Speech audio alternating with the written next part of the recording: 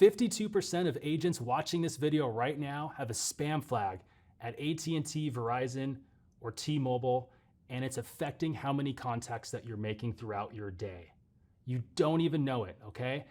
When we ran the numbers for our agency, we found that 52% of our agents were either flagged as AT&T, Verizon, or T-Mobile. And in this video, I'm gonna show you how to monitor your caller ID, how to protect your caller ID, and how to remediate any spam flag that comes up here. So let's dig in here.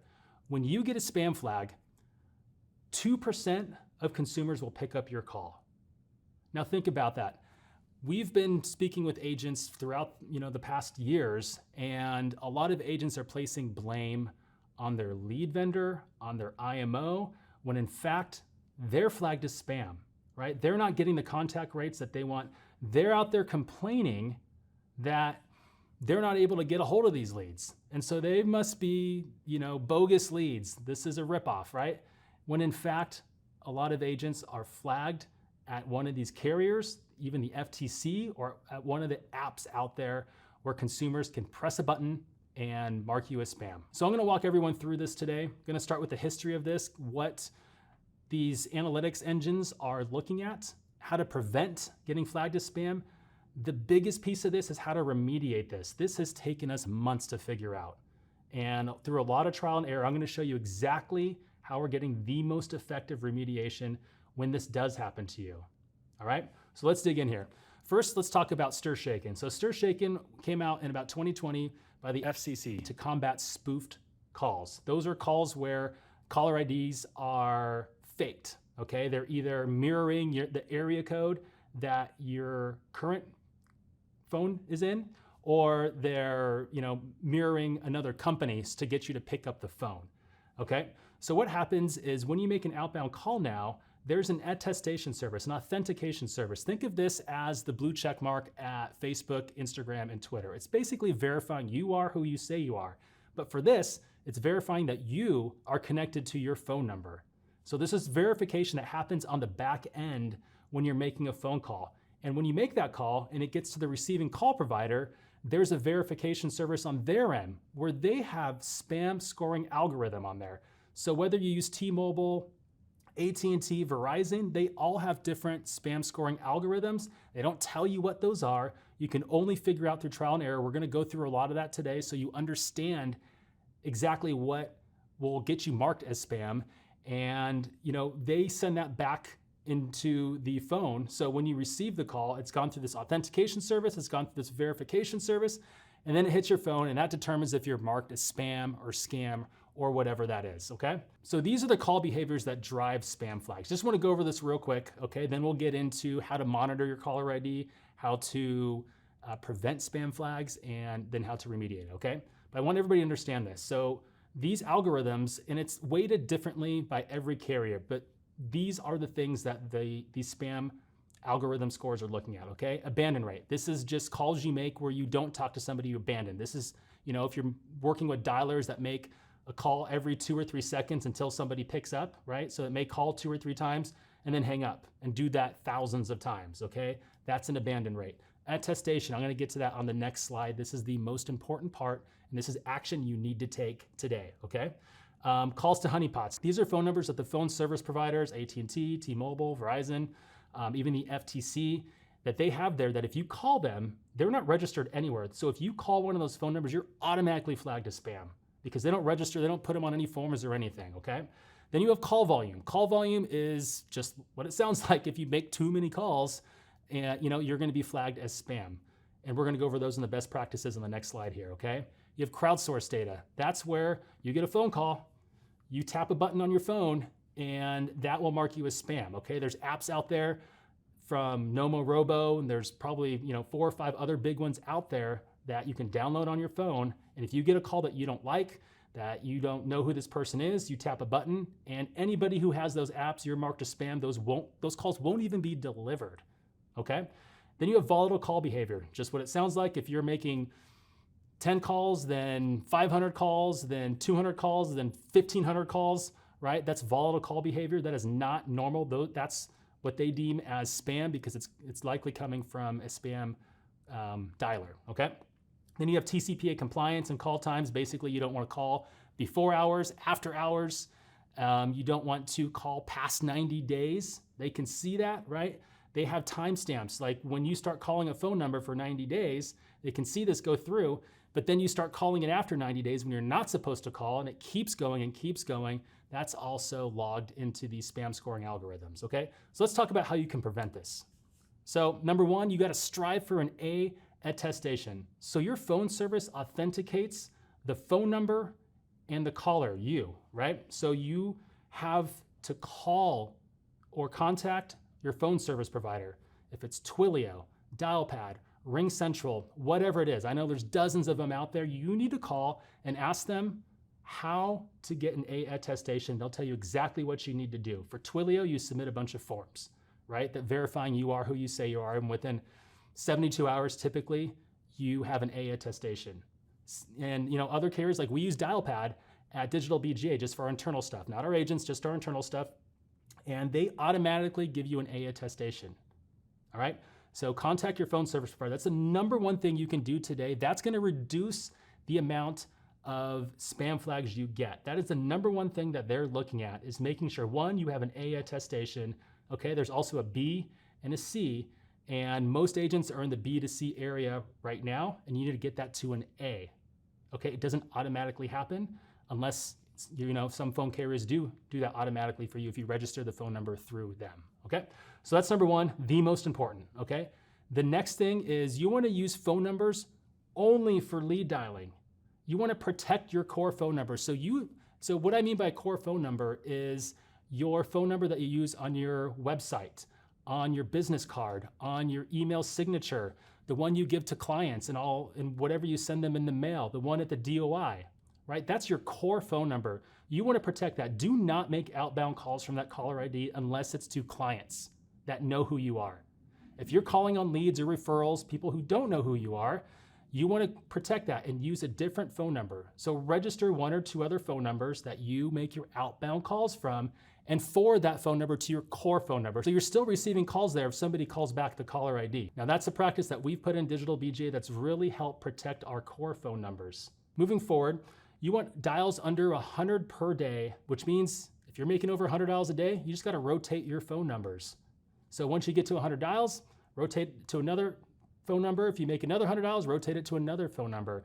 So what we found at the algorithm engines here from these phone service carriers is that anywhere from 60 to 80 calls to a T-Mobile number, 60 to 80 calls to an AT&T number, that's gonna make you marked as spam if you go over that number. It's not set in stone exactly what those numbers are, anywhere between 60 and 80, but that's just for those cell phone carriers. If you make 100 dials from, you're not gonna call all T-Mobile, all AT&T, all Verizon, you know what I mean? So it's just a rule of thumb here to keep it under 100 dials a day from your phone number. Okay, next you wanna maintain your average call times to 15 seconds. Now that doesn't sound like a lot, I get it. However, if you're using ringless voicemail a lot, if you're triple dialing a lot and you're not getting a hold of people and you do that constantly, it could get marked as spam. Now look, if you have a 5-minute conversation even, it's gonna average out all those triple dials and everything else. So don't take any, if you're triple dialing right now, I'm not saying don't triple dial. I'm just saying just be careful if you do that and you're not getting a hold of a lot of people, all right? So you really don't have to worry about that one. It's just worth mentioning here for those who do a lot of ringless voicemails and everything out there, okay? Next is you wanna warm up new phone numbers. You don't wanna go from 0 to 100 to 200 dials immediately. You wanna make a few calls the first day. You wanna make a few calls the next few days. Keep increasing it until you can get to that 100 dials a day, okay? If right out of the gate, you start making hundreds of dials a day, that's gonna be a flag to a lot of these engines out there, okay? Next is you wanna comply with TCPA laws. Pretty simple, don't call early, don't call late, and don't call past 90 days, and make sure you're calling on opt-in data. Next is just don't be a jerk, okay? If you piss somebody off on the other side of the line, you get upset with them, they get upset with you, and whatever it is, they can mark you as spam. They can use one of those apps on their phone. They can go to any sort of website. Verizon has one, T-Mobile, all the phone service carriers have one where they can mark you as spam, okay? They can just go there, register your name, say this person was a jerk to me and I didn't request the service, and they can do that, and then you're toast, you're marked as spam, okay? Don't be a jerk. Consumers now are very aware of the actions that they can take if somebody calls and is rude to them. Okay, so let's get into the actionable stuff right now. How to monitor your caller ID. So we use something called Number Verifier. So Number Verifier is gonna give you an email every single day with your phone numbers that you register with them and if they're flagged as spam or not. So every morning you'll have that in your inbox. You'll know if you're flagged as spam or not. Okay, so here's how it works. Right now, as of April 2023, it costs $500 in credits and it works out to about $8 a month for 5 phone numbers that you're monitoring daily. They're checking this daily, okay? Now, that gives you about 5 years of caller ID monitoring. It's cheap, guys. Every single agent should be monitoring their phone numbers daily. 100%, full stop, do this. Every single morning, you wanna look at that email, see if you're marked as spam. If you are, you know you're not gonna be as efficient when you're making your calls today, all right? You need to know this and you need to fight back if you get a spam flag, and you are not gonna be able to fight back efficiently unless you know right away, okay? This is a huge reason a lot of agents are failing out of the business because they're marked as spam, they don't even know it, they're making phone calls, they're not getting a hold of their leads, and all the effort they're putting in is negated by this. This one simple thing can help you connect more of your calls, make more presentations, make more sales. Another thing is when you're choosing your phone numbers, right? When you register for a phone number, you can put those phone numbers in when you get the drop-down list from your VoIP phone carrier. You can look at those numbers and type them into Number Verifier, and within about a minute or 2 minutes, you'll see if it's marked as spam. You'll get this image down here. So every phone number every day is updated here on what it looks like on the other end at Number Verifier. So, if you have this phone number here, you'll see what it looks like at AT&T at both Android and Apple devices. You'll see what it looks like on T-Mobile, Verizon. You can see right here, T-Mobile, it says scam likely. Verizon says potential spam on this phone number. Obviously, these need to be remediated, and that's what we're gonna get to next, okay? So really important, guys. Every single agent should have Number Verifier. If $500 is too much for you, get with another agent and split it with them. If you can't do that, ask your agency, okay? Agencies out there, this is something you should do for your agents. You should monitor their caller IDs if they don't do this themselves, because this is a huge, huge barrier to success if phone numbers are marked as spam. All right, now this is the most important part here, how to remediate a flagged caller ID. If you're not flagged right now, eventually you will be, okay? At some point you will be. These spam scoring algorithms, they're not perfect. They mislabel spam calls all the time. You have to realize this. No one is immune. No one is immune to this. So if it's a brand new phone number, trash it. Just trash it. Get a new phone number, put in a Number Verifier, make sure it's clean, and start fresh, okay? If there's an FTC complaint, trash it. That is unrecoverable. You're dead in the water. Don't make phone calls from that phone number anymore. Okay, so now let's say you have a spam flag. It will eventually happen to you. It's not perfect, right? The analytics engines are not perfect. What you do is you go to freecallerregistry.com. Okay, it's gonna take you a few minutes to do this. I'm gonna show you exactly what to do. So let me tell you how Free Caller Registry works real quick. It reports to Hiya, First Orion, and TNS. These are the spam algorithm engines that AT&T, T-Mobile, and Verizon use, all right? They talk back and forth to these engines, and this is just for consumers and businesses out there to use so that they don't have to really they don't have to handle this. These are the companies that they partnered with, okay? So what Free Caller Registry does is it sends your information to all 3 at the same time. All 3 of these analytics engines, Hiya, First Orion, and TNS. This is what you really have to pay attention to. This took us a long time to figure out. And through trial and error, this is very important, okay? So you'll see this form right here. This is what it looks like. This is what you have to fill out. This is it. You fill this, you click submit, and you wait. It's not that hard to remediate, okay? But you have to fill it out correctly. So where it says display name, you wanna leave that blank. Don't put your agency name there, all right? Do not do that.